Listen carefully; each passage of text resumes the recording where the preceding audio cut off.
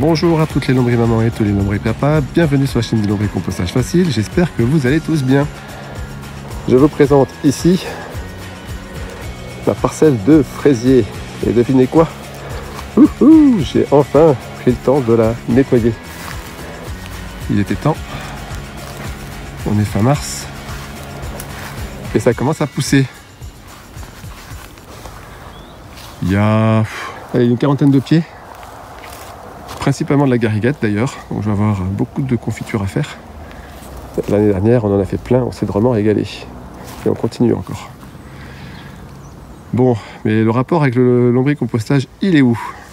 J'ai récupéré en nettoyant cette parcelle au moins une cinquantaine de stolons que je m'apprête à rempoter dans du lombricompost mélangé avec classiquement du terreau, du fumier de cheval et de la terre de jardin. Je vais vous montrer ce que j'ai fait, mais surtout la question que je me pose, et c'est plutôt une question vers ceux qui connaissent, si vous connaissez et que vous avez de l'expérience sur ce sujet-là, je suis preneur. Ma question est la suivante: est-ce que ça vaut la peine de replanter mes stolons? Est-ce que ces stolons-là, ils vont donner des fraises comme leurs parents?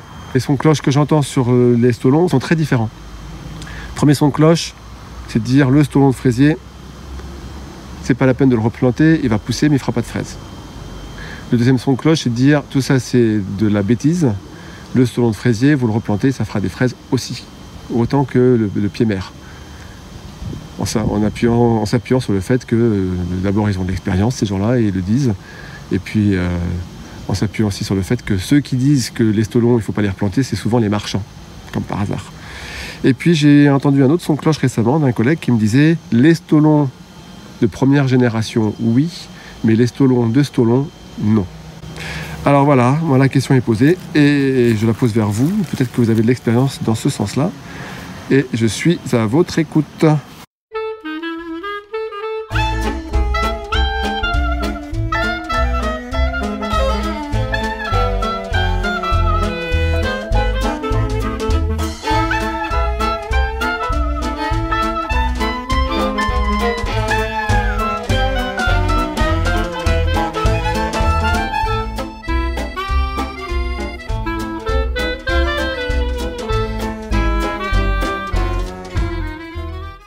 J'ai rempoté 21 stolons.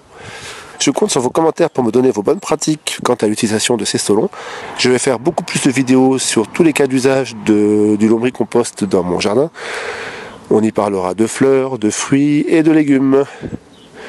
Et je vais essayer de faire en sorte que tous les dimanches à 10 h, vous ayez une vidéo qui soit publiée sur la chaîne du lombricompostage facile. J'espère que cette vidéo vous a plu. Si c'est le cas, n'hésitez surtout pas à la liker. Vos commentaires sur vos cas d'utilisation des stolons, ça m'intéresse. Il faut aussi que ça marche dans les deux sens. Si vous avez des bonnes pratiques, donnez-les-moi. Je suis friand de tout commentaire de toute façon, de manière générale. Ça me permet de progresser. Pour voir d'autres vidéos sur le même thème, c'est par ici que ça se passe. Et pour ne louper aucun épisode du lombricompostage facile, c'est très simple. Il s'agit simplement de s'abonner en cliquant ici. C'est gratuit. N'hésitez pas. Je vous souhaite de passer une bonne fin de journée. Et à dimanche prochain, 10 h. Salut!